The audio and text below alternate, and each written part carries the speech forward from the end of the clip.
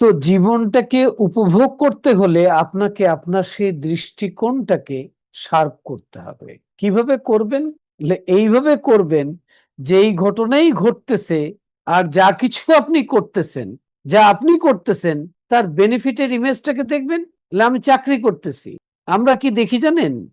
আমরা দেখি যে আমি চাকরি করতেছি সকাল 10টা থেকে 5টা, আমার বেতন 30,000 টাকা, আমি 30,000 টাকার কাজ করে দেব।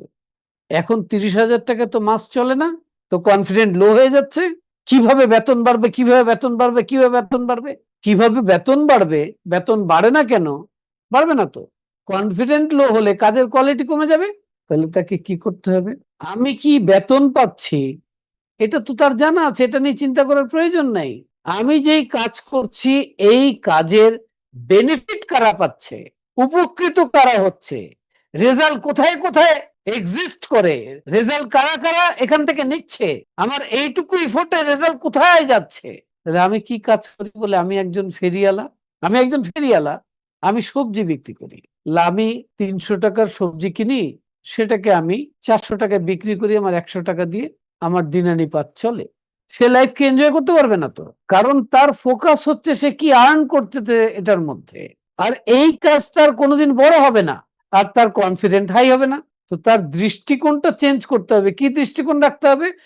আমি সবজি যাদের বাসায় দিচ্ছি সেই মানুষগুলোর আমি আহারের ব্যবস্থা করি, যাতে তারা পেট ভরে খেয়ে এই পৃথিবীতে কল্যাণকর কাজ করতে পারে, সে তার সন্তানকে মানুষ করতে পারে। তো আমার এই সবজি বেচা আরেকজনের খাদ্য নিবারণ, ক্ষুধা নিবারণের প্রক্রিয়ায় আমি ইনভলভ। কত বড় কাজ খাদ্যের জন্য তার। হ্যাঁ, কিছু কিছু মানুষ তো দেশ ত্যাগ করে আরেকটা দেশে গিয়ে কাজ করতেছে ক্ষুধা নিবারণের জন্য, নিজের এবং পরিবারের। আর আমি মানুষের দোরগোড়ায় গিয়ে সেই ক্ষুধা নিবারণের সামগ্রী সাপ্লাই দিচ্ছি।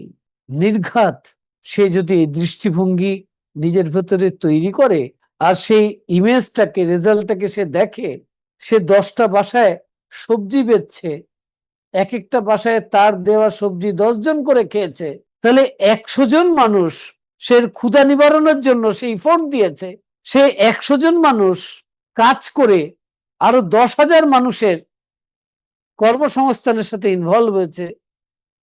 সেই 10,000 মানুষ 10 লক্ষ মানুষের জন্য একটা সিস্টেম চালু করেছে। তো মানুষ আসলে, কোনো মানুষকে তো স্রষ্টা সর্বোত্তম করে বানিয়েছেন। তার কনফিডেন্ট লো হবে কেন? তার কনফিডেন্ট লো হবে না, তার চিন্তার কারণে তার কনফিডেন্ট লো হয়ে যায়।